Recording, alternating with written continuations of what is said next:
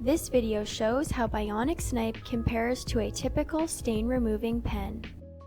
We have 2 pieces of white fabric freshly stained with organic cherry juice. One stain will get treated with Bio-Nic Snipe and the other stain will get treated with a typical stain removing pen. It took about 10 seconds to spray Bio-Nic Snipe on the stained fabric. To use Bio-Nic Snipe, just shake, spray, let dry, and reapply as needed. It took about 2 minutes to disperse the stain removing liquid from the pen onto the stained fabric.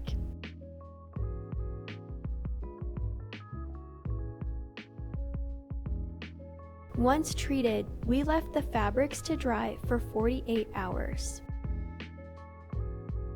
As you can see, Bio-Nic Snipe eliminated more of the stain than the other product did. Bio-Nic Snipe uses organic microbes to consume and eliminate stains from organic sources, such as fruit juice. To learn more or shop Bio-Nic Snipe, click the link in the description below. Thanks for watching.